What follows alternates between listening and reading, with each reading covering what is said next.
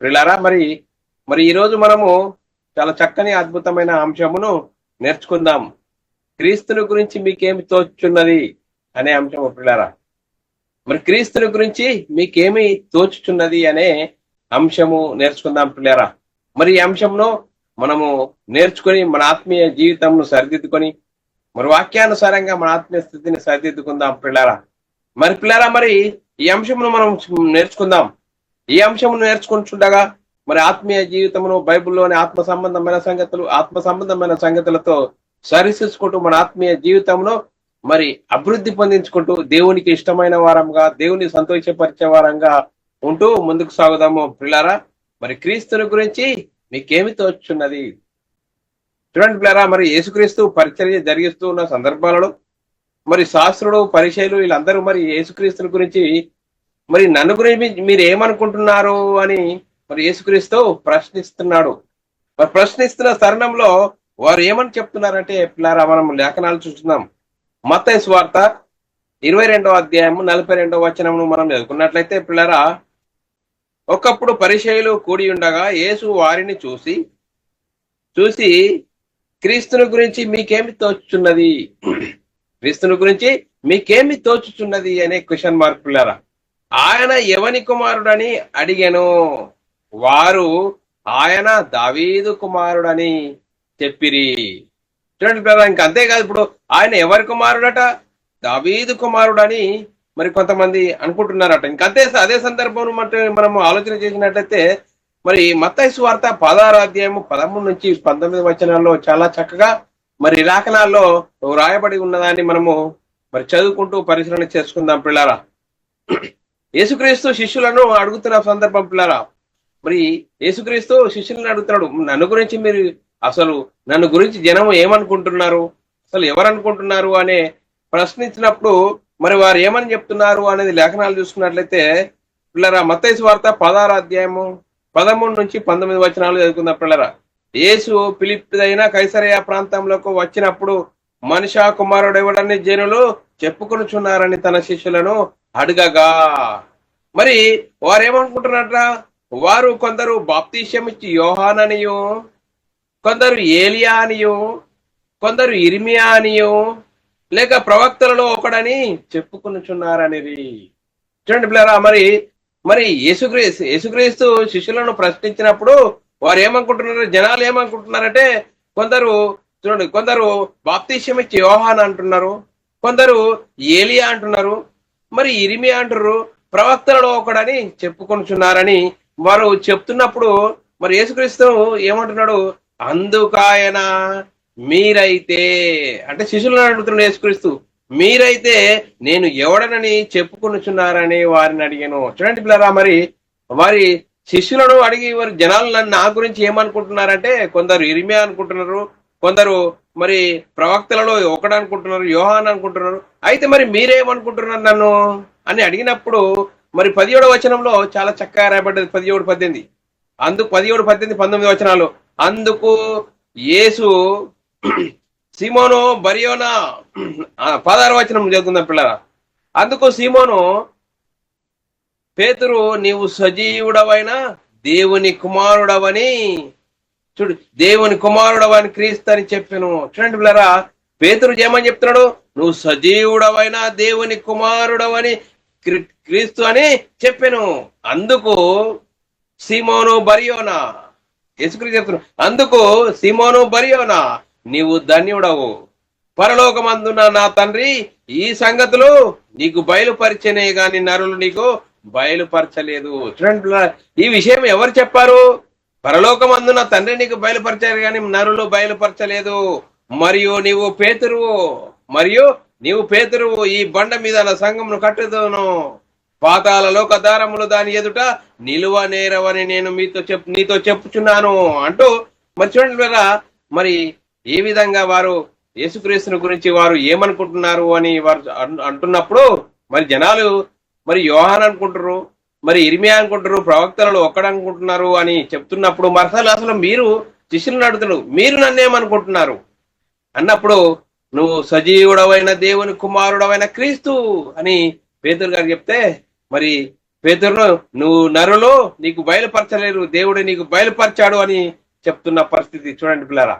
మరి చూడండి పిల్లరా, మరి యేసుక్రీస్తుని గురించి మరి యేసుక్రీస్తుని ఎవరనని అడుగుతున్నారు అనే సందర్భమును బట్టి మనము పరిశీలన చేస్తున్నాం. ఇంకా పిల్లరా, మనం యేసుక్రీస్తు శిష్యులను అడిగిన ప్రశ్నల గురించి కొంచెం మనం ఇంకా పరిశీలన చేసినట్లయితే, మరి యోహాను సువార్త 9వ అధ్యాయం 35 నుంచి 37 వచనాలు యేసుక్రీస్తు మరి గుడ్డివారిని అడుగుతున్నారు చూడండి పిల్లరా. యేసుక్రీస్తు పుట్టు గుడ్డివారిని అడిగిన ప్రశ్న మనము పరిశీలన చేసినట్లయితే, పరిసయ్యులు ఎవరిని గుడ్డివారిని వారిని వెలివేసిరని యేసు విని వారిని కనుగొని, నీవు దేవుని కుమారుని యందు విశ్వాసం ఉంచుచున్నావా అని అడిగను. గుడ్డివాడిని వెలివేశారు యూదులు. వెలివేసినప్పుడు మరి యేసుక్రీస్తు ఆయన గుడ్డివాణి ఎద్దకు వచ్చినప్పుడు, నువ్వు యేసుక్రీస్తు యందు నీవు దేవుని కుమారుడి యందు విశ్వాసం ఉంచుచున్నావా అని అడిగాను. అందుకు వాడు ఏమంటున్నాడు, ప్రభువా నేను ఆయన యందు విశ్వాసం ఉంచుటకు ఆయన ఎవడని అడిగాను. చూడండి పిల్లరా, మరి నువ్వు దేవుని కుమారుని యందు విశ్వాసం ఉంచుతున్నావు అంటే ఆయన ఎవడు అని అడిగినప్పుడు ఏమంటున్నాడు, 30వ వచనం, యేసు నీవు ఆయనను చూచుచున్నావు,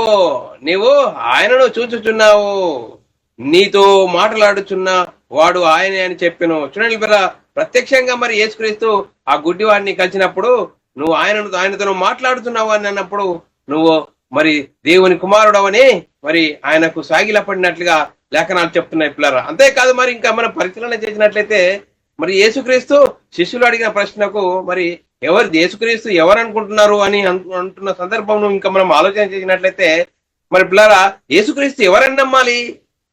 యేసుక్రీస్తు దేవుని కుమారుడు అని నమ్మాలి. యేసుక్రీస్తు దేవుని కుమారుడు అంటే నిత్య జీవము. చూడండి పిల్ల, మరి యేసుక్రీస్తే మరి తండ్రి అయిన దేవుడు అని కాదు. ఈరోజు క్రైస్తవ సమాజంలో తండ్రి అయిన దేవుడే యేసుక్రీస్తుగా వచ్చాడు, యేసుక్రీస్తే పరిశుద్ధాత్ముడుగా వచ్చాడని చెప్తున్న వారు కోకొల్లలుగా క్రైస్తవ సమాజంలో ఉన్నారు. మరి బైబిల్ ఏం చెప్తుంది, లేఖనాలు ఏం చెప్తున్నాయి? లేఖనాల ప్రకారంగా మనము ముందుకు సాగుదామా, లేకుంటే మన అయ్యగారు చెప్పినట్లు ఏందమ్మా, మా తాత ముత్తాత అయ్యగారు చెప్పినట్లు నమ్మదమ్మా? లేఖనాలను నమ్మాలి. వ్యక్తులను నమ్ముట కంటే లేఖనాలను నమ్మాలి. లేఖనాల ప్రకారం మన ఆత్మీయ జీవితంను సరిదిద్దుకోవాల్సిన అవసరము ఎంతైనా ఉంది. బైబిల్లోని ఆత్మ సంబంధమైన సంగతులతో సరిచూసుకున్నప్పుడు మన ఆత్మీయత స్థితి అనేది సరిదిద్దుకునే అవకాశం ఉన్నది పిల్లరా. అందుకోసమే యేసుక్రీస్తు ఎవరని నమ్మాలి? యేసుక్రీస్తు దేవుని కుమారుడు అని నమ్మాలి. యేసుక్రీస్తు దేవుని కుమారుడని నమ్మితేనే నిత్య జీవం అని లేఖనాలు చెప్తున్నాయి. యోహాను సువార్త 10వ అధ్యాయం 34వ వచనమును మనము పరిశీలన చేసినట్లయితే పిల్లరా, అద్వితీయ సత్య దేవుడవైన నిన్నును నీవు పంపిన యేసుక్రీస్తును ఎరుగుటే నిత్య జీవము. చూడండి పిల్లరా, మరి యేసుక్రీస్తు ఎవరని నమ్మితే నిత్య జీవముట? యేసుక్రీస్తు అద్వితీయ సత్య దేవుడవైన నిన్నును తండ్రిని తండ్రిగా నమ్మాలి. నీవు పంపిన యేసుక్రీస్తును ఎరుగుటయే నిత్య జీవము. చూడండి పిల్ల, యేసుక్రీస్తు ఎవరని? యేసుక్రీస్తు దేవుని కుమారుడు అని నమ్మాలి. యేసుక్రీస్తును ఎరుగుటయే నిత్య జీవము. అంతేకాదు, మరి యేసుక్రీస్తు ఎవరని నమ్మాలట? యేసుక్రీస్తు దేవుని కుమారుడని ఎవడు ఒప్పుకున్నాడో వాడిలో దేవుడు నిలిచి ఉండును. చూడండి పిల్ల, యేసుక్రీస్తు ఎవరని ఒప్పుకోవాలట? యేసుక్రీస్తు దేవుని కుమారుడని ఎవడు ఒప్పుకొనునో వానిలో దేవుడు నిలిచి ఉండును. ఎలా మరి ఈరోజు క్రైస్తవ సమాజంలో తండ్రి అయిన దేవుడే యేసుక్రీస్తుగా వచ్చాడు, యేసుక్రీస్తే పరిశుద్ధాత్ముడుగా వచ్చాడని చెప్తున్నారు. మరి వీరిని ఏమనాలి? లేఖనాలను నమ్మాలి. లేఖనాల ప్రకారంగా వారికి అనుకూలంగా వాక్యాన్ని వారు మలుచుకుంటున్నారు, కానీ వాక్యానికి అనుకూలంగా మనము మారవలసిన అవసరం ఎంతైనా ఉంది. అందుకోసమే అద్వితీయ సత్య దేవుడవైన నీవు పంపిన యేసుక్రీస్తును ఎరుగుటే నిత్య జీవము. యేసుక్రీస్తు ఎవరని నమ్మాలి? దేవుని కుమారుడని నమ్మాలి. యేసుక్రీస్తు దేవుని కుమారుడని ఎవడు ఒప్పుకొనునో వానిలో దేవుడు నిలిచి ఉండును. కాదండి, మేము తండ్రి అయిన దేవుడే యేసుక్రీస్తుగా వచ్చాడు, యేసుక్రీస్తే పరిశుద్ధాత్ముడా నమ్ముతామని అంటున్నావా? అది సరికాదనండి లేఖనాలు చెప్తున్నాయి. లేఖనాలు ఏమని చెప్తున్నారు? తండ్రిగా ఉన్నాడు, యేసుక్రీస్తుగా ఉన్నాడు, పరిశుద్ధాత్ముడుగా ఉన్నాడు అని లేఖనాలు చెప్తున్నాయి. అందుకోసమే యేసుక్రీస్తు మరి పరిచర్య జరిగిస్తున్న తరుణంలో మరి జనాలు నన్ను గురించి ఏమనుకుంటున్నారు అనుకున్నప్పుడు కొంతమంది ఏమంటున్నారు? ఇర్మియా అనుకుంటున్నారు, కొంతమంది యోహాన్ అనుకుంటున్నారు, కొంతమంది బాప్తీసం ఇచ్చే యోహాన్ అనుకుంటారు, కొంతమంది ఇంకేమంటారు? ప్రవక్తలలో ఒకడని చెప్పుకుంటున్నారు. మరి మీరు నన్నేమనుకుంటున్నారు అని మరి యేసుక్రీస్తు శిష్యులను అడిగినప్పుడు పేతురు, నువ్వు సజీవుడవైన దేవుని కుమారుడవైన క్రీస్తు అని అన్నారు. చూడండి ప్లేరా, మరి మరి యేసుక్రీస్తుని మనం మన దైనందిన జీవితాలలో మరి యేసుక్రీస్తు ఎవరని నమ్మాలి? యేసుక్రీస్తు దేవుని కుమారుడని నమ్మాలి. ఆ దేవుని కుమారుడని నమ్మి విశ్వసిస్తేనే దేవుడు మన యందు నిలిచి ఉంటాడని లేఖనాలు చెప్తున్నాయి. చూడండి పిల్లరా, 1 యోహాను రాసిన పత్రిక 4వ అధ్యాయం 15వ వచనంలో, యేసు దేవుని కుమారుడని ఎవడు ఒప్పుకొనులో వానిలో దేవుడు నిలిచి ఉన్నాడో వాడు దేవుని యందున్నాడు. చూడండి పిల్లరా, అలాంటి విశ్వాసం కలిగి ఉన్న వారే మరి వానిలో దేవుడు ఉంటాడు అని లేఖనాలు చాలా చక్కగా చెప్తున్నాయి. చూడండి పిల్లరా, ఇంకా ఏమని నమ్మాలి, ఏమని అంగీకరించాలి? 1 యోహాను రాసిన పత్రిక 5వ అధ్యాయం 11వ వచనంలో రాయబడ్డది, దేవుని కుమారుడని అంగీకరించువాడు జీవము గలవాడు. ఎవరని నమ్మాలట? దేవుని కుమారుడని నమ్మువాడికి జీవము గలవాడట. చూడండి పిల్లరా, దేవుని కుమారుడని అంగీకరించేవాడు జీవము గలవాడు, దేవుని కుమారుడని అంగీకరింపని వాడు జీవము లేనివాడే. చూడండి పిల్లరా, మరి తండ్రి అయిన దేవుడే యేసుక్రీస్తుగా వచ్చాడు, యేసుక్రీస్తు పరిశుద్ధాత్ముడిగా వచ్చారనే వాళ్ళు జీవము లేదని లేఖనాలు చెప్తున్నాయి. చూడండి పిల్లరా, మరి యేసుక్రీస్తు దేవుని కుమారుడని అంగీకరించు వారిలోనే జీవం ఉంటుంది అని లేఖనాలు చాలా చక్కగా చెప్తున్నాయి. చూడండి పిల్లరా, మరి మనం ఆలోచన చేసినట్లయితే తండ్రిని కుమారుని ఒప్పుకొనని వీడే క్రీస్తు విరోధట. చూడండి పిల్లరా, ఎంత భయంకరమైన పరిస్థితి. నేటి క్రైస్తవ సమాజంలో సాతాను అనేకులను వాడి పరిచారకులను నీతి పరిచారకుల వేషం వేసుకొని ఏమని చెప్తున్నారు? తండ్రి అయిన దేవుడే యేసుక్రీస్తుగా వచ్చాడు, యేసుక్రీస్తు పరిశుద్ధాత్ముడుగా వచ్చాడు అని చెప్తున్న పరిస్థితి మరి కోకొల్లుగా ఉన్నట్లుగా క్రైస్తవ సమాజంలో మనము క్రైస్తవ సమాజాన్ని వారు చెప్తున్న బోధనను పరిశీలన చేసినట్లయితే మనకు అర్థమవుతుంది. చూడండి మరి లేఖనాలు ఏం చెప్తున్నాయి? చూడండి, లేఖనాలు ఏం చెప్తున్నాయి? యేసుక్రీస్తు దేవుని కుమారుడని నమ్మాలి. అలాంటి విశ్వాసం కలిగి ఉంటేనే దేవుడు మన యందు ఉంటాడు, విశ్వాసం ఉన్న వారిలో ఉంటాడని లేఖనాలు చెప్తున్నాయి. చూడండి పిల్లరా, ఇంకా ఎవరట క్రీస్తు విరోధి? చూడండి పిల్లరా, లేఖనాలు చదువుకుందాం. 1 యోహాను రాసిన పత్రిక 2వ అధ్యాయం 22వ వచనంలో, యేసు క్రీస్తు కాడని చెప్పువాడు తప్ప ఎవడబద్ధికుడు. చూడండి, యేసుక్రీస్తు కాడని చెప్పువాడు తప్ప ఎవడబద్ధికుడు? తండ్రిని కుమారుని ఒప్పుకొనని వీడే క్రీస్తు విరోధి. చూడు, తండ్రిని తండ్రిగా ఒప్పుకోవాలి, యేసుక్రీస్తును యేసుక్రీస్తుగా ఒప్పుకోవాలి. అలా ఒప్పుకుంటేనే విశ్వాసం సరి అయినది. లేదండి మా తాత చెప్పాడండి, మా ముత్తాత చెప్పాడండి, మా పెద్ద పాస్టర్ చెప్పాడండి, మాకు 10 సంఘాలు ఉన్నాయి, మాకు 100 సంఘాలు ఉన్నాయని చెప్తున్నావా? లేఖనాలను మీరద్దు, లేఖనాలకు లోబడాలి, లేఖనాలను అనుసరించి జీవించాలి. లేఖనాలు నిత్య జీవమున్నది. చూడండి పిల్లరా, మరి యేసుక్రీస్తును తండ్రిని తండ్రిగా ఒప్పుకోవాలి, అద్వితీయ సత్య దేవుడవైన దేవుడిని నమ్మాలి, ఆయన కుమారుడైన యేసుక్రీస్తును నమ్మాలి. అలాంటి విశ్వాసమే నిత్య జీవము ఇస్తుందని లేఖనాలు చాలా చక్కగా చెప్తున్నాయి. అంతేకాదు పిల్లరా, మరి 1 యోహాను రాసిన పత్రిక 3వ అధ్యాయం 22వ వచనమును మనము పరిశీలన చేసినట్లయితే పిల్లరా, ఆయన ఆజ్ఞ ఏదనగా ఆయన కుమారుడైన యేసుక్రీస్తు నామమును, చూడండి, ఆయన కుమారుడైన యేసుక్రీస్తు నామమును నమ్ముకొని, చూడండి పిల్ల, నమ్ముకొని అని ఆ ప్రకారంగా ఒకరినొకడు ప్రేమింపవలనన్నదియే. చూడండి పిల్లరా, ఏమన్నా మొదట 1 యోహాను రాసిన పత్రిక 3వ అధ్యాయం 22వ వచనంలో ఆయన ఆజ్ఞ ఏదనగా అంటూ ఆయన కుమారుడైన క్రీస్తును నామమును నమ్ముకొని ఆయన ఆజ్ఞను ఆయన మనకు ఆజ్ఞనిచ్చిన ప్రకారం ఒక్కనినొకడు ప్రేమింపవలనన్నదియే. మరి చూడండి, అలాంటి విశ్వాసం కలిగి ఉండాలి, అలాంటి విధానంగా మన విశ్వాస జీవితము ఉండాలని లేఖనాలు చెప్తున్నాయి.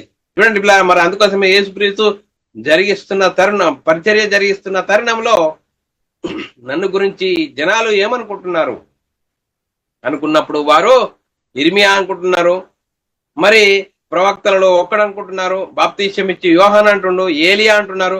కానీ మరి మీరు నన్నేమనుకుంటున్నారని యేసుక్రీస్తు శిష్యులను ప్రశ్నించినప్పుడు పేతురును సజీవుడవైన దేవుని కుమారుడవైన క్రీస్తు అని అన్నాడు. అందుకోసమే యేసుక్రీస్తు ఏమంటున్నాడు పేతురును, నరులు నీకు బయలుపరచలేదు, పరలోకమందున తండ్రి నీకు బయలుపరిచాడు అని లేఖనాలు చాలా చక్కగా చెప్తున్నాయి. చూడండి పిల్లలు, ఇంకా మనం ఆలోచన చేసినట్లయితే యేసుక్రీస్తును ఎవరని నమ్మాలని లేఖనాలు ఇంత స్పష్టంగా చెప్తున్నా గాని నేటి క్రైస్తవ సమాజంలో కాదండి, తండ్రి అయిన దేవుడు యేసుక్రీస్తుగా వచ్చాడు, యేసుక్రీస్తు పరిశుద్ధాత్ముడిగా వచ్చాడని చెప్తున్న పరిస్థితి మరి మన ముంగటున్నది పిల్లారా. అందుకోసమే మనుషులను నమ్ముట కంటే యెహోవా వాక్యాన్ని నమ్మాలి.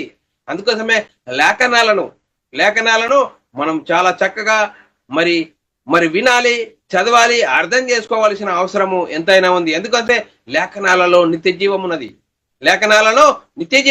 అందుకోసమే ఆ లేఖనాలు నన్ను గురించే మరి పరిశీలిస్తే లేఖనాలలో నిత్య జీవం కలదని తలంచుచున్నారు అంటున్నాడు యేసుక్రీస్తు. చూడండి పిల్లరా, మరి లేఖనాలలో నిత్య జీవం ఉన్నది. 1 యోహాను రాసిన పత్రిక 5వ అధ్యాయం 20వ వచనమును మనము పరిశీలన చేసినట్లయితే, మనము దేవుని కుమారుడైన యేసుక్రీస్తునందున్న వారమై సత్యవంతుని అందున్నాము. చూడండి పిల్లరా, ఏ విధంగానట యేసుక్రీస్తు, మనము దేవుని కుమారుడైన యేసుక్రీస్తునందున్న వారమై సత్యవంతుని అందున్నాము. ఆయనే నిజమైన దేవుడును నిత్య జీవమునై ఉన్నాడు అని లేఖనాలు చాలా చక్కగా చెప్తున్నాయి. చూడండి పిల్లరా, నిత్య జీవము కావాలంటే ఏమన్నమాలే? తండ్రి అయిన దేవుడు యేసుక్రీస్తు అద్వితీయ సత్య దేవుడవైన నీవు పంపిన మరి యేసుక్రీస్తు కుమారుని నమ్మడమే నిత్య జీవము. ఇంత చక్కగా స్పష్టంగా లేఖనాలు చెప్తున్నా గాని మరి లేఖనాలను అర్థం చేసుకోలేని పరిస్థితి నేటి క్రైస్తవ సమాజంలో ఉన్నదంటే ఎంత భయంకరమైన పరిస్థితి. చూడండి, అలా కాకుండా మరి తండ్రి అయిన దేవుడే యేసుక్రీస్తుగా వచ్చాడు, యేసుక్రీస్తు పరిశుద్ధాత్ముడుగా వచ్చాడంటే వాళ్ళే క్రీస్తు విరోధులని లేఖనాలు చాలా చక్కగా చెప్తున్నారు. చూడండి, ఎవరట? వాళ్ళే అలాంటి విశ్వాసం కలిగి అలాంటి జీవితం జీవిస్తున్న వాళ్ళే క్రీస్తు విరోధి అని లేఖనాలు చెప్తున్నాయి. చూడండి పిల్లరా, అక్కడ అంతేకాదు, మరి లేఖనాలు పరిశీలన చేసినట్లయితే ఏ ఆత్మ యేసును ఒప్పుకొనదో అది దేవుని సంబంధమైనది కాదట. చూడండి పిల్లరా, ఏ ఆత్మ యేసును ఒప్పుకొనదో అది దేవుని సంబంధమైనది కాదు. ఇంకా మనము లేఖనాలను పరిశీలన చేసినట్లయితే 1 యోహాను రాసిన పత్రిక 4వ అధ్యాయం 2-3 వచనాలు చాలా చక్కగా రాయబడ్డది. దాన్ని మనము చదివి అర్థం చేసుకోవాల్సిన అవసరం ఎంత ఉంది. యేసుక్రీస్తు శరీరధారి వచ్చనని, చూడండి పిల్లరా, యేసుక్రీస్తు ఏ విధంగా వచ్చాడు? యేసుక్రీస్తు శరీరధారిగా వచ్చనని ఏ ఆత్మ ఒప్పుకొనునో అది దేవుని సంబంధమైనది. చూడండి పిల్లరా, ఎంత చక్కగా పడ్డది. శరీరధారి అయి వచ్చినని ఏ ఆత్మ ఒప్పుకొనునో అది దేవుని సంబంధమైనది. ఏ ఆత్మ యేసును ఒప్పుకొనదో అది దేవుని సంబంధమైనది కాదు. దీనిని బట్టియే దేవుని ఆత్మను మీరు ఎరుగుదురు. క్రీస్తు విరోధి ఆత్మ వచ్చునని మీరు వినిన సంగతి ఇది వరకు అది లోకములో ఉన్నది. చూడండి పిల్లరా, ఇది ఎప్పుడు రాయబడ్డది? 1వ శతాబ్దంలో రాయబడ్డది పిల్లారా. ఇప్పుడు మనం రాసుకున్నది కాదు, 1వ శతాబ్దంలో రాయబడ్డది. 1వ శతాబ్దంలోనే క్రీస్తు విరోధులు ఉన్నారు. మరి ఇప్పుడు అనేకులు క్రీస్తు విరోధులయ్యారు. మరి యేసుక్రీస్తు శరీరధారి అయి వచ్చినని ఒప్పుకున్న వాడే మరి సరి అయిన మరి దేవుని సంబంధి. లేదండి, తండ్రి అయిన దేవుడే యేసుక్రీస్తుగా వచ్చాడు, యేసుక్రీస్తు పరిశుద్ధాత్ముడిగా వచ్చాడు అనేవారు మరి దేవుని సంబంధమైన వారు కారు అని లేఖనాలు చాలా చక్కగా మనకు చెప్తున్నాయి పిల్లలు. అంతేకాదు, మనము ఆయన ద్వారా జీవించినట్లు దేవుడు తన అద్వితీయ కుమారుని లోకంలోనికి పంపెను. లోకంలోనికి ఏ విధంగా యేసుక్రీస్తును పంపాడట తండ్రి అయిన దేవుడు? 1 యోహాను రాసిన పత్రిక 4వ అధ్యాయం 9వ వచనంలో రాయబడిన లేఖనం చదువుకున్నట్లయితే పిల్లరా, మనము ఆయన ద్వారా జీవించినట్లు దేవుడు తన అద్వితీయ కుమారుని లోకంలోనికి పంపెను. దీని వలన దేవుడు మన యందుంచిన ప్రేమ ప్రత్యక్షమాయెను. ప్రేమ ప్రత్యక్షమాయను ఎవరి ద్వారా? యేసుక్రీస్తు రావడం ద్వారా దేవుని ప్రేమ ప్రత్యక్షమాయను. మనము దేవుని ప్రేమించితమని కాదు. చూడండి పిల్లరా, మనం దేవుని ప్రేమించితమని కాదు, తానే మనల్ని ప్రేమించి, చూడండి పిల్లరా, మనము దేవుని ప్రేమించితమని కాదు, తానే మనల్ని ప్రేమించి మన పాపములకు ప్రాయశ్చిత్తముండుటకు తన కుమారుని పంపెను. ఇందులో ప్రేమ ఉన్నది. చూడండి పిల్లరా, దేవుడు మనల్ని ఏ విధంగా ప్రేమించాడు కాబట్టి మరి దేవుని కుమారుడైన యేసుక్రీస్తును శరీరధారిగా ఈ లోకానికి పంపించాడు. అందుకోసమే యేసుక్రీస్తు పరిచర్య జరిగిస్తున్న తరుణంలో ఆ సందర్భాలలో మరి యేసుక్రీస్తుకు ఒక అనుమానం వచ్చింది. ఒక సర్వే చేశాడు. మరి జనాలు నన్ను గురించి ఏమనుకుంటున్నారు? మరి కొందరు ఇర్మియా అనుకుంటున్నారు, కొందరు ప్రవక్తలలో ఒకడనుకుంటున్నారు, కొందరు ఏలియా అనుకుంటున్నారు, కొందరు బాప్తిస్మం ఇచ్చే యోహాను అనుకుంటున్నారు అని అన్నప్పుడు మరి యేసుక్రీస్తు వారిని కూడా, శిష్యులను కూడా వారిని మరి ప్రశ్నించాడు, మీరు నన్ను ఏమనుకుంటున్నారు అన్నప్పుడు పేతురు, నువ్వు సజీవుడవైన దేవుని కుమారుడవైన క్రీస్తువు. చూడండి పిల్లరా, నువ్వు సజీవుడవైన దేవుని కుమారుడైన క్రీస్తు అని పేతురు గారు చెప్తున్నప్పుడు, మరి పేతురు గారిని యేసుక్రీస్తు ఏమంటాడు, మరి పరలోకమందున్న తండ్రి నీకు బయలుపరిచాడు కానీ నరులు నీకు బయలుపరచలేదు. చూడండి పిల్లరా, మరి మరి యేసుక్రీస్తు ఎప్పటివాడు, మరి యేసుక్రీస్తు ఎప్పటివాడని మనము లేఖనాలు పరిశీలన చేసినట్లయితే పిల్లరా, మరి యేసుక్రీస్తు ఎప్పటి వాడట? 1 యోహాను రాసిన పత్రిక యేసుక్రీస్తు ఎప్పుడు వాడని లేఖనాలు చెప్తున్నాయి అంటే పిల్లరా, యేసుక్రీస్తు శిలువ వేసే తరుణంలో మరి ఏమంటున్నాడు? మరి యోహాను రాసిన పత్రిక 17వ అధ్యాయం 5వ వచనంలో మరి లేఖనాలు, తండ్రి లోకము పుట్టక మునుపు నీ యొద్ద నాకు ఏ మహిమ ఉండేనో ఆ మహిమతో నన్ను ఇప్పుడు నీ యొద్ద మహిమపరచుము. చూడండి పిల్లరా, యేసుక్రీస్తు శిలువ వేసే సందర్భాల్లో మరి యేసుక్రీస్తు దేవునికి ప్రార్థన, తండ్రి లోకము పుట్టక మునుపు నీ యొద్ద నాకు ఏ మహిమ ఉండేనో ఆ మహిమతో నన్ను ఇప్పుడు మయంపరచుము. అంతేకాదు 1 యోహాను రాసిన పత్రిక 1వ అధ్యాయం 1వ వచనంలో చాలా చక్కగా రాయబడ్డది. ఈ వాక్యాన్ని మనం చాలా చక్కగా మనసు పెట్టి అర్థం చేసుకున్నప్పుడు, యేసుక్రీస్తు ఎప్పటివాడు అంటే ఆది యందు వాక్యం ఉండెను. రెండు పిల్లల, ఆది యందు వాక్యం ఉండెను, వాక్యము దేవుని యొద్ద ఉండెను. వాక్యం ఎవరండి? యేసుక్రీస్తు. యేసుక్రీస్తు ఎక్కడ ఉన్నట? దేవుని యొద్ద ఉండెను. వాక్యము దేవుడై ఉండెను, వాక్యము దేవుడై ఉండెను. అందుకోసమే తండ్రి అయిన దేవుడు ఉన్నాడు, కుమారుడైన దేవుడు ఉన్నాడు అని లేఖనాలు చాలా చక్కగా చెప్తున్నాయి. చూడండి పిల్లల, 1వ అధ్యాయం 14వ వచనంలో చాలా చక్కగా రాయబడ్డది. మరి వాక్యమై ఉన్న దేవుడు, దేవుని యొద్ద ఉన్న యేసుక్రీస్తు కుమారుడైన దేవుడు ఎలా వచ్చాడట? ఆ వాక్యమే. ఏ వాక్యము? తండ్రి అయిన దేవుడు యొద్ద ఉన్న ఆ వాక్యమై ఉన్న దేవుడు, ఆ వాక్యమే శరీరధారి అయి కృపా సత్య సంపన్నుడిగా మన మధ్య నివసించెను. చూడండి పిల్లల, శరీరధారిగా వచ్చాడట. ఆ వాక్యమే శరీరధారి అయి కృపా సత్య సంపన్నుడిగా మన మధ్య నివసించెను. తండ్రి వలన కలిగిన అద్వితీయ కుమారుని మహిమ వలె మనం ఆయన మహిమను కనుగొంటిమి. చూడండి పిల్లల, వాక్యం ఎంత చక్కగా చెప్తున్నది. మరి యేసుక్రీస్తు ఎప్పటివాడు? ఆది యందు ఉన్నవాడు, దేవుని దగ్గర ఉన్నవాడు. అందుకోసమే తండ్రి అయిన దేవుడు ఉన్నాడు, కుమారుడైన దేవుడు ఉన్నాడు. ఎవరో కుమారుడైన దేవుడు? యేసుక్రీస్తు. చూడండి పిల్లల, ఈ వాక్యాన్ని మనము అర్థం చేసుకోలేక ఇద్దరు దేవుళ్ళు ఉన్నారా, ముగ్గురు దేవుళ్ళు ఉన్నారా అంటున్నారు. చూడండి పిల్లరా, చూడండి పిల్లరా, క్రీస్తును విశ్వసించిన నీవు నేను దైవములని నేనంటినని మీ ధర్మశాస్త్రంలో వ్రాయబడి ఉండలేదా? క్రీస్తును విశ్వసించిన నీవు నేను దేవుని కుమారులము, దేవుని ఇంటివారము. ఇంత గొప్ప మహిమ ఎప్పుడు అర్థమవుతుందండి? బైబిల్లోని ఆత్మ సంబంధమైన సంగతులతో సరిచూసుకోవాలి. మనం తీసుకున్న బాప్తీసము బైబిల్ సిద్ధాంత ప్రకారంగా ఉండాలి. యేసుక్రీస్తు నామంలో బాప్తీసం పొందాలి. యేసుక్రీస్తు దేవుని కుమారుడు, యేసుక్రీస్తు ప్రభు అని విశ్వసించాలి. యేసుక్రీస్తు మనందరి పాపాల కోసం మరణించాడు, మరి దేవుడు ఆయనను తిరిగి లేపాడని విశ్వసించి నేను పాపినని మా పాపాలను ఒప్పుకొని యేసుక్రీస్తు నామంలో బాప్తీసం పొందినప్పుడు మన మనోనేత్రాలు వెలిగింపబడతాయి. ఆ మనోనేత్రాలు వెలిగింపబడ్డప్పుడు బైబిల్లోని ఆత్మ సంబంధమైన సంగతులు అర్థమవుతాయి. అందుకోసమే యేసుక్రీస్తు ఎవరని నమ్మాలి? అద్వితీయ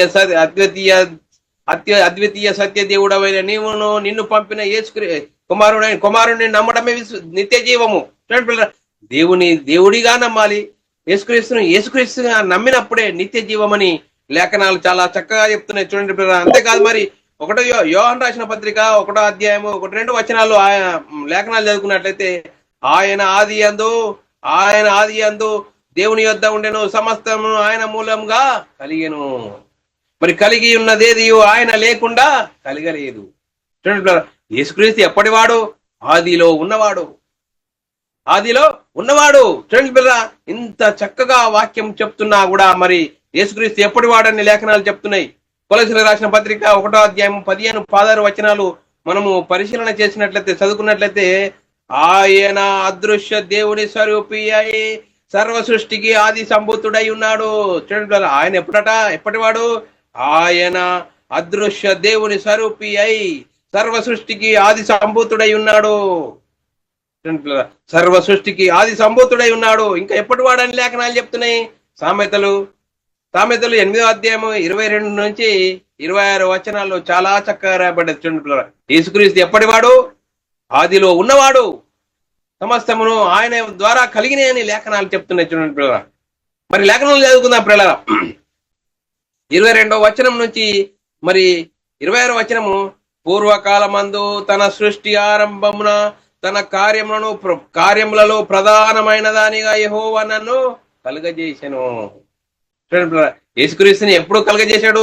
ప్రధానమైన శిల్పిగా మరి దేవుడు ఆయనను కలుగజేశాడని లేఖనాలు చెప్తున్నాయి. అనాది కాలం మొదలుకొని మొదటి నుండి భూమి ఉత్పత్తి అయిన కాలమునకు పూర్వము నేను నియమింపబడి తిని. చూడండి, భూమి ఉత్పత్తి అయిన కాలమునకు పూర్వమే నేను నియమింపబడి తిని. మరి ప్రవాహ జలములు లేనప్పుడు, నీళ్లతో నిండిన ఊటలు లేనప్పుడు నేను పుట్టి తిని. పర్వతములు స్థాపింపక మునుపు, కొండలు పుట్టక మునుపు, భూమి దాని మైదానములో ఆయన చేయక మునుపు, నేను మట్టిని రవ్వంతయో సృష్టింపక మునుపు నేను పుట్టి తిని. 27వ వచనము, ఆయన ఆకాశ విశాలమును స్థిరపరిచినప్పుడు, మహాజలముల మీద మండలంలో నిర్ణయించినప్పుడు నేను అక్కడ నుంటిని. చూడండి పిల్లరా, ఏ విధంగా ఎప్పుడున్నాడా? ప్రారంభంలో ఉన్నవాడు. మరి ఎప్పటివాడు? ప్రారంభంలో ఉన్నవాడు. అందుకోసమే ఆది యందు వాక్యముండెను, వాక్యము దేవుని యొద్దను, దేవుని యంద ఉన్న వాక్యము శరీరధారి అయి కృపాసత్య సంపూర్ణుడిగా మన మధ్యకు వచ్చాడు. అందుకోసమే మన మధ్యకు వచ్చిన ఆయనను చూడండి పిల్లరా, 27, 28, 29 వచనాలు చదువుకుందాం. 28వ వచనం, ఆయన పైన ఆకాశమును స్థిరపరిచినప్పుడు, జలధారలు ఆయన బిగపట్టినప్పుడు జలధారలు బిగపట్టినప్పుడు, మరి ఆలోచించినట్లయితే, మరి జలములు తమ సరిహద్దులో మీరకుండినట్లు ఆయన సముద్రమునకు పొలిమేరను ఏర్పరిచినప్పుడు, భూమి యొక్క పునాదులను నిర్ణయించినప్పుడు, నేను ఆయన యుద్ధ ప్రధాన శిల్పినై అనుదినము సంతోషించుచు నిత్యము ఆయన సన్నిధిని ఆనందించుచుంటిని. ఆయన సన్నిధిని ఆనందించుతుని ప్రధాన శిల్పిగా ఉన్నాడు. ఎప్పటివాడండి? ఆది యందు ఉన్నవాడు. మరి ఆది యందు దేవుని యొద్ద ఉన్నవాడు. చూడండి, కొలస్సీలకు రాసిన పత్రిక 1వ అధ్యాయం 15 నుంచి 17 వచనాల్లో చాలా చక్కగా రాయబడ్డది. ఆయన అదృశ్య దేవుని స్వరూపి అయి సర్వ సృష్టికి ఆది సంభూతుడై ఉన్నాడు. అందుకోసమే యేసుక్రీస్తు దేవుని యొద్ద ఉన్నాడు, పరలోకంలో ఉన్నాడు. దేవునితో సమానుడుగా ఉండే భాగ్యాన్ని నీ కోసం నా కోసం విడిచిపెట్టుకొని శరీరం ధరించుకొని ఈ లోకానికి వచ్చాడు పిల్లారా. తండ్రి పనిని నెరవేర్చడానికి ఈ లోకానికి వచ్చాడు. తండ్రి పనిని నెరవేర్చి రక్షణ సిద్ధపరిచాడు. అందుకోసమే యేసుక్రీస్తు పరిచర్య ధరిస్తున్న తరుణంలో యేసుక్రీస్తు ఒక సర్వే చేశాడు. మరి జనాలు నా గురించి ఏమనుకుంటున్నారు అనుకున్నప్పుడు వారు ఆ రిపోర్ట్ను బట్టి యేసుక్రీస్తు ఏమనుకుంటున్నారట? కొందరు ఇర్మియా అనుకుంటున్నారు, కొందరు మరి యోహాన్ అనుకుంటున్నారు, కొందరు ఏలియా అనుకుంటున్నారు, ప్రవక్తలను ఒకడు అనుకుంటున్నారు. మరి మీరు నన్నేమనుకుంటున్నారు అని యేసుక్రీస్తు శిష్యులను అడిగినప్పుడు పేతురు గారు, నువ్వు సజీవుడమైన దేవుని కుమారుడమైన క్రీస్తువు అన్నప్పుడు యేసుక్రీస్తు ఏమంటాడు? నరులు నీకు బయలుపరచలేదు, పరలోకమందున్న తండ్రియే నీకు బయలుపరిచాడు అని లేఖనాలు చాలా చక్కగా రాయబడ్డది. చూడండి పిల్లలు, ఇంకా అంతేకాదు, మరి యేసుక్రీస్తు ఎప్పటి వాడట? జగత్తు పునాది వేయబడక మునిపే నియమింపబడెను. మొదటి పేతురు రాసిన పత్రిక 1వ అధ్యాయం 20వ వచనంలో, మరి ఆయన జగత్తు పునాది వేయబడక మునిపే నియమింపబడెను. జగత్తు పునాది వేయబడక మునిపే నియమింపబడెను. చూడండి పిల్లరా, మరి సామెతల్లో రాయబడ్డది, మరి 1వ యోహాను సువార్తలో రాయబడ్డది. ఆయన ఎప్పటివాడు? జగత్తు పునాది వేయబడక మునిపే నియమింపబడ్డాడు. ఆయన సమస్తమును కలిగజేసిన వాడు అని లేఖనాలు చాలా చక్కగా చెప్తున్నాయి. చూడండి పిల్లరా, మరి ఇంత భాగ్యాన్ని మనము అర్థం చేసుకోలేని పరిస్థితిలో తండ్రి అయిన దేవుడే యేసుక్రీస్తుగా వచ్చాడు, యేసుక్రీస్తే పరిశుద్ధాత్ముడుగా వచ్చాడని చెప్తున్న పరిస్థితి మన ముంగట సాతాను ఏం చేశాడు? సాతాను మనం ఇప్పుడు క్రైస్తవురాళ్ళమని చెప్పుకుంటున్న వారే ఏమంటున్నాడు? తండ్రి అయిన దేవుడే యేసుక్రీస్తుగా వచ్చాడు, యేసుక్రీస్తే పరిశుద్ధాత్ముడుగా వచ్చాడని చెప్తున్న పరిస్థితి మన ముంగటనే ఉన్నది పిల్లరా. లేఖనాలను అర్థం చేసుకోలేని పరిస్థితిలో సాతాను అనేకులను వాడి పరిచారకులను, నీతి పరిచారకుల వేషం వేసుకొని సంఘంలో డంపు చేశాడు. సంఘంలో డంపు చేసేమంటాడు? తండ్రి అయిన దేవుడే యేసుక్రీస్తుగా వచ్చాడు, యేసుక్రీస్తు పరిశుద్ధాత్ముడుగా వచ్చాడు అని చెప్తున్న పరిస్థితి. మరి లేఖనాలు ఏం చెప్తున్నది? అద్వితీయ సత్య దేవుడవైన నిన్ను నీవు పంపిన యేసుక్రీస్తును ఎరుగుటే నిత్య జీవమని లేఖనాలు చెప్తున్నాయి. యేసుక్రీస్తు ఎవరని నమ్మాలట? యేసుక్రీస్తు దేవుని కుమారుడు, యేసుక్రీస్తు ప్రభు అని నమ్మాలి. అలాంటి విశ్వాసం కలిగిన వారే మరి నిజమైన వారని, మరి తండ్రి అయిన దేవుడే యేసుక్రీస్తుగా వచ్చాడు, యేసుక్రీస్తే పరిశుద్ధాత్ముడుగా వచ్చాడనే వారు నిజమైన వారు కారని లేఖనాలు చెప్తున్నాయి. చూడండి పిల్లరా, మరి చూడండి పిల్ల, ఇంత స్పష్టంగా చెప్తున్న లేఖనాలు మనం ఎందుకు అర్థం చేసుకోలేకపోతున్నాము?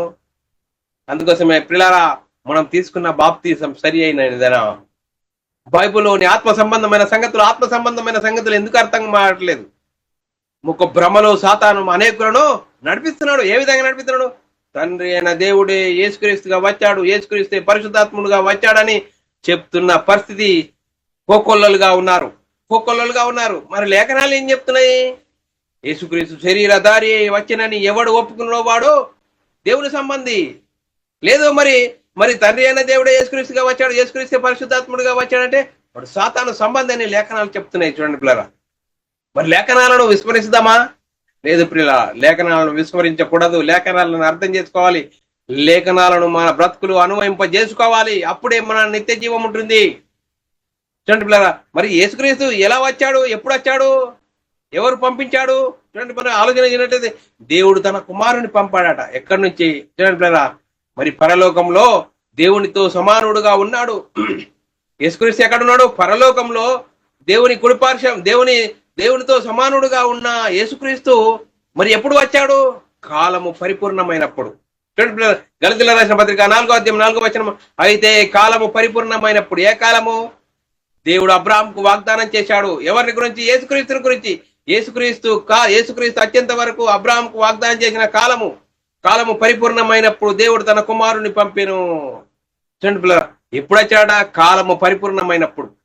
చూడండి పిల్లరా, ధర్మశాస్త్రం ఇవ్వబడ్డది. ధర్మశాస్త్రానుసారంగా జీవిస్తే నీతిమంతులు అవుతారు, ధర్మశాస్త్రం అతిక్రమిస్తే శాపగ్రస్తులు అవుతారు. ఏ ఒక్కరు దేవుడు అనుగ్రహించి మహిమను పొందలేకపోతున్నారు.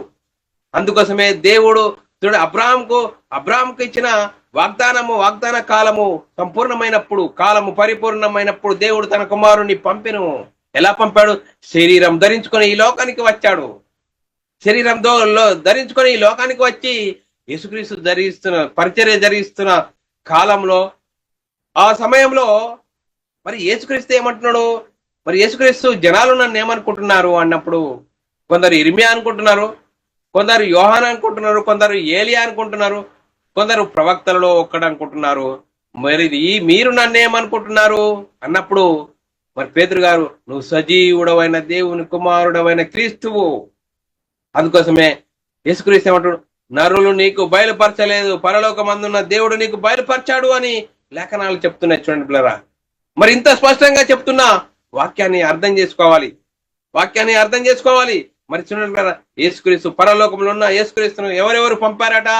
యెషయా గ్రంథం 48వ అధ్యాయం 16వ వచనంలో రాయబడిన మాట, ఆది నుండి నేను రహస్యముగా మాట్లాడిన వాడను కాను, అది పుట్టిన కాలము మొదలుకొని నేను అక్కడ నున్నవాడను, ఇప్పుడు ప్రభువుకు యెహోవాయు ఆయన ఆత్మయు నన్ను పంపెను. చూడండి పిల్లరా, ఎవరెవరు పంపారట? ప్రభువుకు యెహోవాను ఆయన ఆత్మయు నన్ను పంపెను, పరిశుద్ధాత్ముడు. మరి వీరిరువురు యేసుక్రీస్తును పంపారని లేఖనాలు చాలా చక్కగా చెప్తున్నాయి పిల్లరా. మరి ఆ లేఖనాలను బట్టి మనము ఎవరని నమ్మాలి? తండ్రి అయిన దేవునిగా నమ్మాలి. మరి యేసుక్రీస్తునిగా నమ్మినప్పుడు ఆయన కుమారుడైన క్రీస్తు మరి దేవుని కుమారుడని నమ్మాలి. ప్రభు అని నమ్మినప్పుడు నిత్య జీవం ఉంటుంది. నిత్య జీవం ఇప్పుడు ఎలా ఉంటుంది? తండ్రి అయిన దేవునిగా నమ్మాలి. యేసుక్రీస్తునుగా నమ్మినప్పుడే మరి నిత్య జీవము ఉంటుందని లేఖనాలు చాలా చక్కగా చెప్తున్నాయి. చూడండి మరి యోహాను సువార్త 7వ అధ్యాయం 29వ వచనము, నేను ఆయన యొద్ద నుండి వచ్చి తిని ఆయన నన్ను పంపెను కనుక నేను ఆయనను ఎరుగుదును అని బిగ్గరగా చెప్పాను. యేసుక్రీస్తు పరిచర్య జరిగిస్తున్నప్పుడు యూదులతో చెప్తున్నాను, నేను ఆయనను ఎరుగుదును, ఆయన యొద్ద నుండి వచ్చాను అని బిగ్గరగా చెప్పాడు. అంతేకాదు మరి చూడండి పిల్లరా, యోహాను సువార్త 8వ అధ్యాయం 42వ వచనంలో యూదులు యేసుక్రీస్తు చెప్తున్న మాటలు నమ్మకుంటే మరి ఏమని చెప్తున్నారు?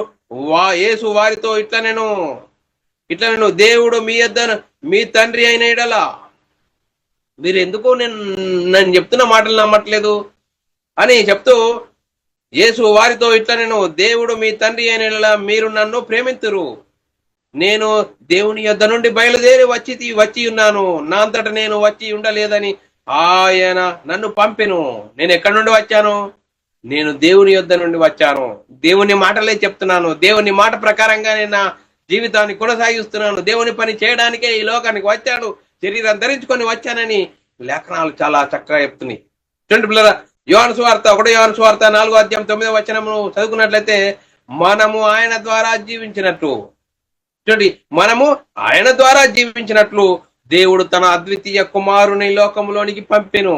చూడండి పిల్ల, దేవుడు తన అద్వితీయ కుమారుని లోకంలోనికి పంపెను, దీని వలన దేవుడు మన యందుంచిన ప్రేమ ప్రత్యక్షమాయను. చూడండి, దీని వలన దేవుడు మన యందుంచిన ప్రేమ ప్రత్యక్షమాయను. ఎవరి ద్వారా వచ్చారండి ప్రేమ ప్రత్యక్షమైందండి? యేసుక్రీస్తు ద్వారా. యేసుక్రీస్తు ద్వారా దేవుని ప్రేమ ప్రత్యక్షమాయను. 1 యోహాను రాసిన పత్రిక 4వ అధ్యాయం 10వ వచనం చదువుకున్నట్లయితే, మనము దేవుణ్ణి ప్రేమించితిమని కాదు. చూడండి పిల్లరా, మనము దేవుణ్ణి ప్రేమించామా? లేదండి. దేవుణ్ణి ప్రేమించితిమని కాదు, తానే మనను ప్రేమించి మన పాపములకు ప్రాయశ్చిత్తమై ఉండుటకు తన కుమారుని పంపిన. ఇందులో ప్రేమ ఉన్నది. చూడండి పిల్లరా, ఇందులో ప్రేమ ఉన్నది. అందుకోసమే దేవుని ప్రేమ ప్రత్యక్షత, దేవుని ప్రేమ ప్రత్యక్షమాయను. ఏ విధంగా? యేసుక్రీస్తు ద్వారా ప్రత్యక్షమాయను. మరి యేసుక్రీస్తు శరీరం ధరించుకుని ఈ లోకానికి వచ్చి ఏం చేశాడండి? తండ్రి పనిని నెరవేర్చాడు. తండ్రి పనిని ఏంటి? తండ్రి పనిని నెరవేర్చాడు. ఏ ఒక్కరు దేవుడు అనుగ్రహించి మహిమను పొందలేని పరిస్థితిలో, చూడండి, అందరూ శాపానికి లోనై నిత్య నరకానికి జోగడుతున్న తరుణంలో యేసుక్రీస్తు శరీరం ధరించుకొని తండ్రి పనిని నెరవేర్చి యేసుక్రీస్తు ధర్మశాస్త్రాన్ని శిలువలో కొట్టివేశాడు. కొట్టివేసి చూడండి, యేసుక్రీస్తు లేఖనాల ప్రకారం మరణించాడు, సమాధి చేయబడ్డాడు. లేఖనాల ప్రకారం 3వ దినాన తిరిగి లేచి పరలోకానికి వెళ్ళి పరలోకంలో పరిశుద్ధాత్మని పంపించి ఆ పరిశుద్ధాత్మను పొందుకున్న 12 మంది యేసుక్రీస్తు మరణ సమాధిని గురించి సువార్తను ప్రకటించారు. ఆ సువార్తను ప్రకటించిన కొందరు ఏమరి యేసుక్రీస్తు మరణ సమాధిని గురించి సువార్తను ప్రకటించారు. ఆ సువార్తలో ఏముంది? దేవుని శక్తి ఉంది. దేవుని శక్తి నేను మనమై ఉన్న ఆత్మను రక్షింపజేస్తుంది. దేవుణ్ణి, మరి యేసుక్రీస్తుని ఏమని నమ్మాలి? యేసుక్రీస్తు దేవుని కుమారుడు అని నమ్మాలి. తండ్రి అయిన దేవునిగా నమ్మాలి. అలాంటి నమ్మకము, అలాంటి విశ్వాసమే మనకు నిత్య జీవం ఇస్తుందని లేఖనాలు చెప్తున్నాయి. లేదండి, మా అయ్యగారు చెప్పారండి, మా అయ్యగారికి 1000 సంఘాలు ఉన్నాయండి, మా అయ్యగారు చెప్పింది నమ్ముతాం, బైబిల్ చెప్పింది నమ్మము అనే పరిస్థితిలో నేటి క్రైస్తవ సమాజం ఉన్నది. లేఖనాలండి, బైబిల్ ఏ చెప్తుంది? బైబిల్ ప్రకారంగా మన ఆత్మీయ జీవితం ఉన్నదా లేదా అని వాక్యాన్ని చూసి కట్టుకోవాలి, మనుషులను కాదు. చూడండి పిల్లరా, మరి లేఖనాలు ఏం చెప్తున్నాయి? అద్వితీయ సత్య దేవుడవైన నీవు పంపిన యేసుక్రీస్తుని ఎరుగుటే నిత్య జీవము. అందుకోసమే యేసుక్రీస్తు దేవుని కుమారుడు, యేసుక్రీస్తు ప్రభు అని నమ్మాలి. అందుకోసమే యేసుక్రీస్తు పరిచర్య జరిగిస్తున్న తరుణంలో మరి యేసుక్రీస్తు కూడా అనుమానం వచ్చింది. జనాలు నన్ను గురించి ఏమనుకుంటున్నారు అన్నప్పుడు, మరి కొందరు ఇర్మియా అనుకుంటున్నారు, కొందరు యోహాన్ అనుకుంటున్నారు, కొందరు మరి ఇంకా ఈ ఏలియా అనుకుంటున్నారు, కొందరు ప్రవక్తలలో ఒకడనుకుంటున్నారు. అన్నప్పుడు మరి మీరు నన్ను ఏమనుకుంటున్నారు అని యేసుక్రీస్తు శిష్యులను ప్రశ్నించినప్పుడు మరి పేతురు ఏమంటాడు? నువ్వు సజీవుడవైన దేవుని కుమారుడవైన క్రీస్తువు. నువ్వెవరు? నువ్వు సజీవుడవైన దేవుని కుమారుడవైన క్రీస్తువు అన్నప్పుడు మరి పరలోకమందున్న తండ్రి నీకు బయలుపరిచాడు కానీ నరులు నీకు బయలుపరచలేదు. అందుకోసమే పిల్లారా, మన ఆత్మీయ జీవితము, మన విశ్వాస జీవితం ఏ విధంగా ఉండాలని లేఖనాలు చెప్తున్నాయి. తండ్రి అయిన దేవునిగా నమ్మాలి. యేసుక్రీస్తునిగా నమ్మినప్పుడే నిత్య జీవం ఉంటది. మరి యేసుక్రీస్తు శరీరధారి వచ్చినని ఎవడు ఒప్పుకున్నాడో వాడిలో దేవుడు నిలిచి ఉండును. లేదండి, తండ్రి అయిన దేవుడే యేసుక్రీస్తుగా వచ్చాడు, పరిశుద్ధాత్ముడుగా వచ్చాడు అంటున్నావా? చూడండి పిల్లలు, ఈ రోజు తండ్రి అయిన దేవుడే యేసుక్రీస్తుగా వచ్చాడు, యేసుక్రీస్తే పరిశుద్ధాత్ముడుగా వచ్చాడని అలాంటి విశ్వాసం కలిగి ఉన్నావా? సహోదరుడా, ఇకనైనా లేఖనాలను బట్టి ఆలోచన చేయి. అలాంటి విశ్వాసము సరి అయినది కాదని, లేఖనాలు చెప్తున్నాయి. ఆ లేఖనాలను నమ్మదమా? మరి వ్యక్తులను నమ్మదమా? లేఖనాలను నమ్మటే నిత్య జీవము. అలాంటి నిత్య జీవం కలిగి మన ఆత్మీయ జీవితంలో చక్కదిద్దుకుందాం పిల్లారా. మరి పిల్లారా, ఈ వాక్యాన్ని వాక్యంగా నమ్మాలి, వ్యక్తులను నమ్మకూడదు, వ్యక్తులు నమ్మకూడదు. అందుకోసమే తప్పు తర్వాత తప్పు, తప్పు తర్వాత తప్పు సాతాను ఏం చేసిండు, అనేకులను వారిని వాడి గుప్పిట్లో ఉంచుకొని వాడి పరిచారకులు, నీతి పరిచారకుల వేషం వేసుకొని మొదటి శతాబ్దంలోనే మరి యేసుక్రీస్తు శరీరధారి అయి వచ్చేనని ఎవరు ఒప్పుకుంటారో వారు దేవుని సంబంధి. వారు ఎవరైతే యేసుక్రీస్తు శరీరధారిగా రాలేదు, తండ్రి అయిన దేవుడే యేసుక్రీస్తుగా వచ్చాడంటే వాడు దేవుని సంబంధి కాడని మరి లేఖనాలు చెప్తున్నాయి. చూడండి పిల్లరా, సాతాను అనేకులను వాడి పరిచారకుల, నీతి పరిచారకుల వేషం వేసుకుని నిత్య నరకానికి లాగేస్తున్నాడు. అందుకోసమే నిత్య జీవం కావాలంటే లేఖనాలను నమ్మాలి. అద్వితీయ సత్య దేవుడమైన నీవు పంపిన యేసుక్రీస్తుని ఎరుగుటయే నిత్య జీవం అని లేఖనాలు సూచిస్తున్నాయి పిల్లారా. ఆ లేఖనాలను పట్టుకుని మనము నిత్య జీవానికి వెళ్దాం. దేవుడుండి ఆ పరలోకం చేరే గొప్ప ధన్యత, భాగ్యం మనందరికీ దేవుడు అనుగ్రహించును గాక. అందరికీ వందనములు, దేవునికి స్తోత్రములు.